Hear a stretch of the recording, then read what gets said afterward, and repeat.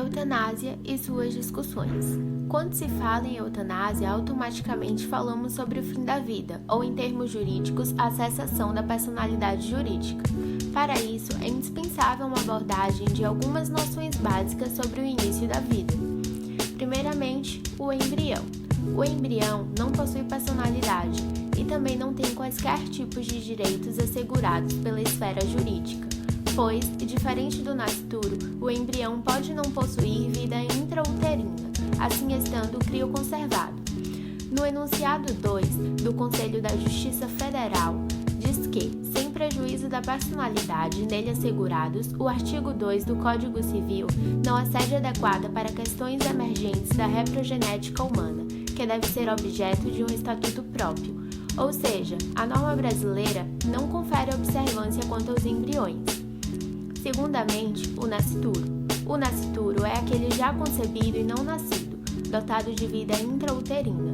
Assim, o nascituro é um sujeito despersonalizado humano, porém tem alguns direitos conferidos ao mesmo. Logo, é um sujeito de direito. São alguns desses direitos: os direitos personalíssimos, como a vida e direitos da personalidade. 2. Doações aceitas pelo seu representante legal. 3. Herança. 4. Alimentos gravídicos. E 5. Direito a pleito de danos morais, como entre outros. Enquanto isso, o natimorto é a morte intrauterina do nascituro, o qual tem observância pelo ordenamento jurídico brasileiro. Dessa forma, consta no artigo 2 do Código Civil que a proteção que o Código defere ao nascituro alcança o natimorto, no que concerne aos direitos da personalidade, tais como nome, imagem e sepultura. Conceitos e distinção sobre eutanásia, ortotanásia, mistanásia e distanásia. A distanásia é um termo médico utilizado para descrever uma abordagem médica relacionada com o óbito do paciente e que corresponde ao prolongamento desnecessário da vida por meio do uso de remédios que podem trazer sofrimento para a pessoa. Eutanásia. A eutanásia é um ato de abreviar a vida de uma pessoa, ou seja, tem como princípio acabar com o sofrimento da pessoa que possui uma doença grave e incurável quando não existe mais tratamentos que possam ser realizados para melhorar o quadro clínico da pessoa. Existem tipos diferentes de eutanásia, que definem melhorar a maneira como esta antecipação da morte será feita e inclui eutanásia ativa voluntária.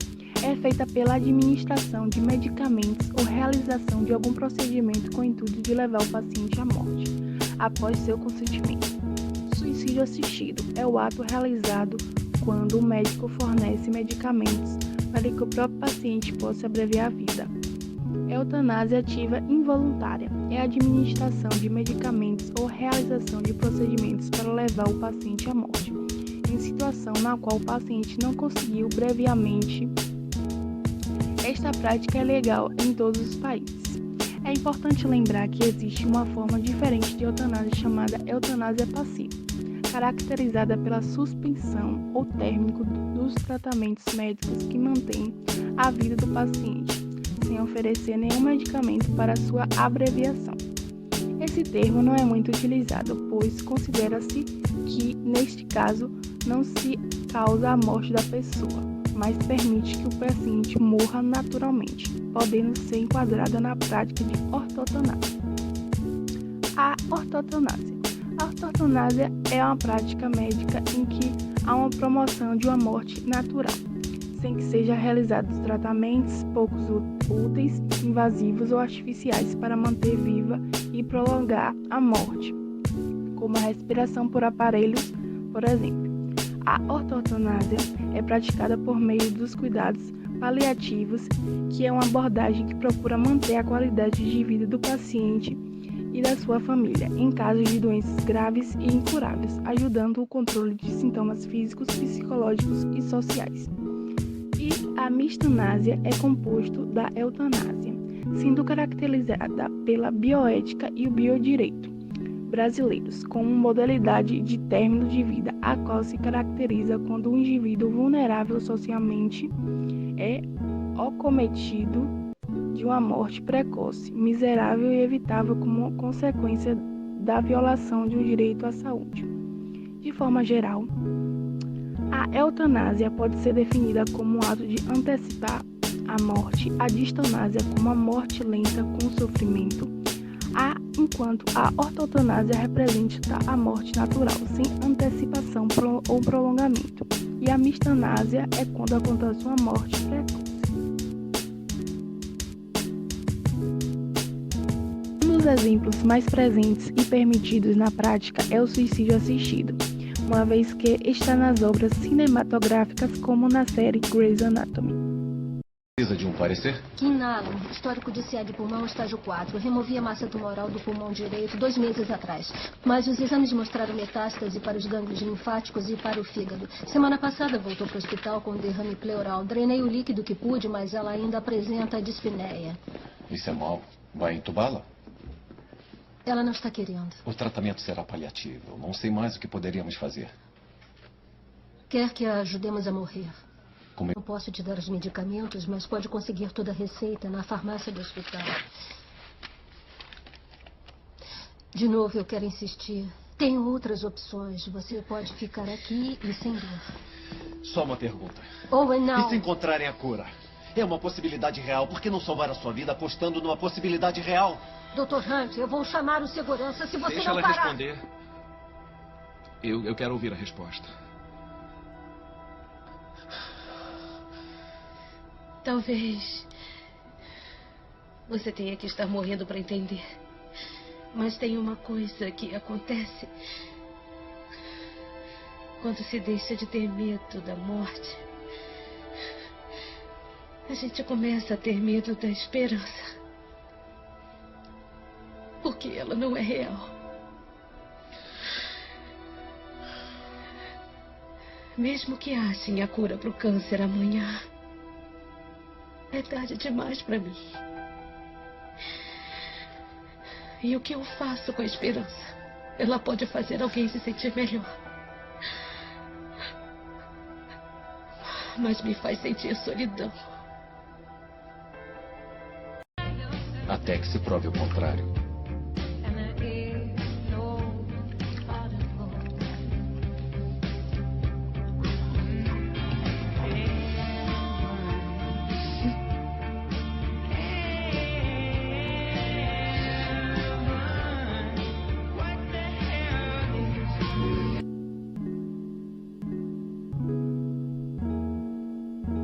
Países que permitem a eutanásia. A eutanásia ou suicídio assistido são práticas legais na Holanda, Bélgica, Suíça, dentre outros.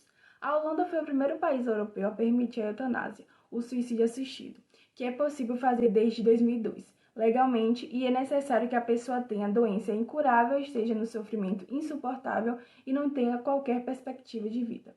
A Bélgica, desde 2002, que a lei descriminalizou a eutanásia em todas suas modalidades, não se fazendo distinção entre abreviar a vida por uma terceira pessoa, suicídio assistido ou deixar de morrer.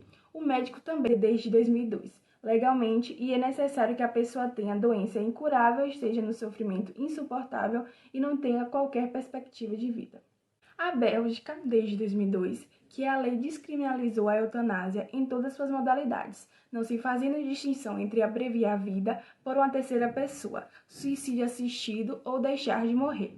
O médico também tem um papel importante de informar o doente do seu estado de saúde e discutir o pedido da eutanásia, bem como as possibilidades de cuidados paliativos. Já na Suíça, a eutanásia é uma prática ilegal. Porém, o suicídio assistido é permitido, mas a Suíça não se opõe à atuação de entidades que orientam e oferecem estrutura para aqueles que desejam morrer, o que contribui para a experiência de um mórbido turismo da morte, com doentes de diversos países que viajam até lá especificamente para encerrar suas vidas. E por último, o Canadá. O Canadá foi o último país a legalizar a prática da eutanásia para doentes terminais em junho de 2016, uma iniciativa legislativa imposta pelo Supremo Tribunal em 2015, considerou inconstitucional a proibição do direito ao suicídio assistido, dando então um prazo de 1 ano para a alteração da lei.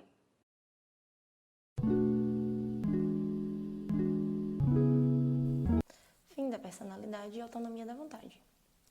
Para pessoas que convivem com doenças crônicas incuráveis ou quadros clínicos de doenças os quais as dores são insuportáveis, o suicídio assistido ele vai surgir como uma alternativa para esses pacientes, os quais já conviveram com médicos, com tratamentos, e mesmo assim esses tratamentos eles não conseguem proporcionar a essa pessoa uma vida com bem-estar, uma vida a qual ele possa fazer as atividades do dia a dia, possa aproveitar momentos com familiares e amigos, enfim. Logo, esse paciente que optar pelo suicídio assistido vai procurar os médicos, ele vai procurar tratamento psicológico também, não no sentido de prevenir essa opção, mas de certificar essa opção para ele. Quando as pessoas procuram suicídio assistido nos locais em que é permitido, a exemplo da clínica de Ignitas na Suíça, ou no Oregon, ou na Holanda, ou na Bélgica, eles não vão simplesmente chegar e conseguir o suicídio assistido. Eles vão passar por essa triagem psicológica para certificar essa escolha. Essas pessoas, elas estão reclamando o direito de autonomia da própria vida, o direito de querer permanecer viver ou não, porque existem muitos debates sobre essa questão, no sentido de que todos os códigos, em unanimidade, eles protegem o direito à vida. Nesse sentido, também a gente tem que ressaltar a diferença entre eutanásia tipo voluntária e suicídio assistido. A eutanásia tipo voluntária vai ser aquela opção no qual o paciente ele vai consentir aos médicos que proporcionem meios para que esse indivíduo morra. Já no suicídio assistido, os médicos que vão disponibilizar esses meios para que o próprio paciente encerre a sua vida. Voltando, vale ressaltar que essa questão está em debate no campo da bioética, no campo do biodireito, porque existem também os valores morais, princípios morais que regem a nossa sociedade, tanto que no Brasil essa questão não é percebida da mesma forma como nos países em que é legalizada.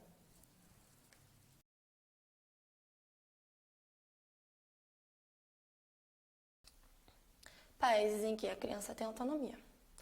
A Holanda estabelece uma previsão de permissão para essa prática, para pacientes a partir de 12 anos, ainda que aqueles que têm até 16 anos precisam de uma permissão dos seus responsáveis legais.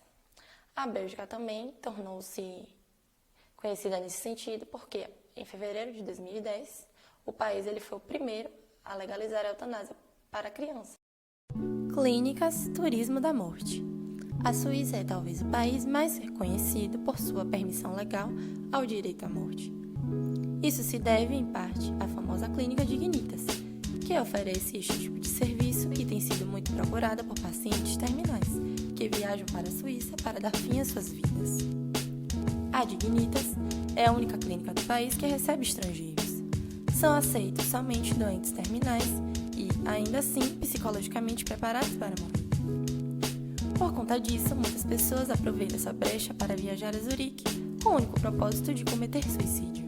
Esse é o chamado turismo do suicídio e, coerentemente, essas pessoas recebem o nome de turistas suicidas. A existência da clínica divide a opinião pública da Suíça.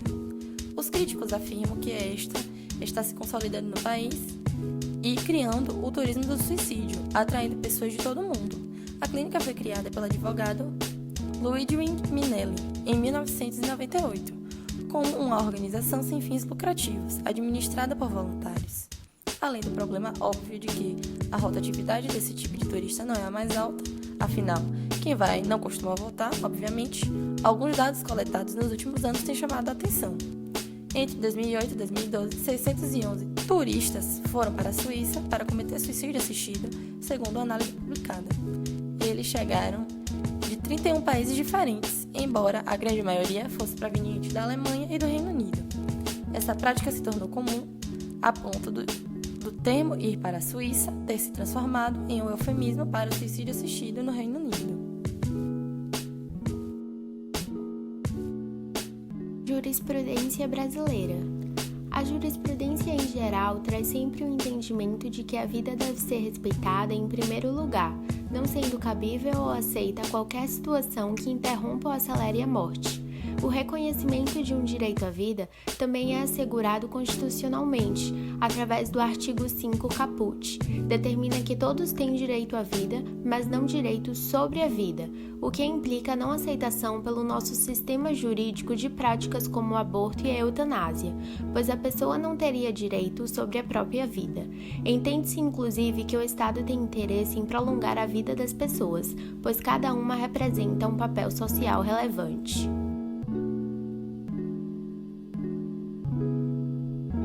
Em 2018, a médica Virginia Helena foi acusada de praticar eutanásia em pacientes dentro da UTI médica.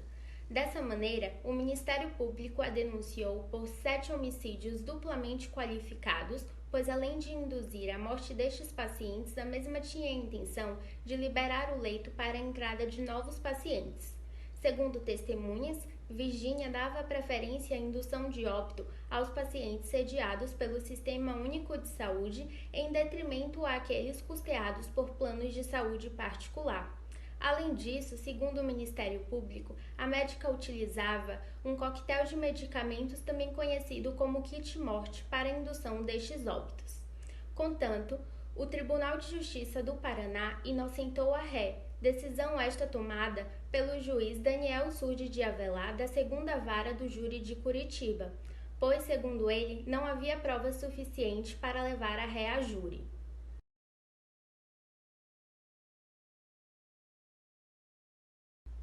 Enquanto isso, em 15 de janeiro de 2013, na Bélgica, os irmãos gêmeos Mark e Ed, surdos de nascimento, descobriram aos 45 anos de idade que possuíam uma doença degenerativa ocular, também conhecida como glaucoma, que os levaria gradativamente à perca da visão total. Com medo de ficarem surdo e mudo, optaram pela eutanásia. Assim, realizaram um pedido a um primeiro hospital que negou, alegando que não havia sofrimento insuportável no caso dos irmãos gêmeos. Contanto, eles não desistiram e efetuaram um pedido a um segundo hospital distinto que acatou. Assim, os irmãos realizaram um procedimento 1 ano após a descoberta da doença. Este caso houve grande repercussão, pois há diversas pessoas surdas e mudas que vivem suas vidas normalmente. O médico que realizou o procedimento dos irmãos nunca foi julgado, pois a lei belga deixa aberta a diversas interpretações. Tendo em vista a falta de clareza da norma, têm sido tomadas diversas decisões reiteradas pelo Supremo Tribunal da Bélgica, com o intuito de deixar explícito quais são os casos em que podem ser realizados o procedimento da eutanásia e, consequentemente, diminuir a insegurança jurídica e os múltiplos processos. Qual modalidade poderia ser adotada no Brasil? Tendo em vista o que foi apresentado, a equipe reputa que um método que poderia ser adotado no Brasil é o do suicídio assistido, pois, apesar de os médicos prescreverem a medicação, não participariam ativamente do processo, como na eutanásia, o que seria um problema no Brasil, pois muitos profissionais de saúde brasileiros não querem se sentir responsabilizados. Assim, vale lembrar que o estrato social brasileiro é preponderantemente conservador. Contanto, levando em consideração as decisões judiciais, vê-se que é uma questão que se distancia da realidade concreta.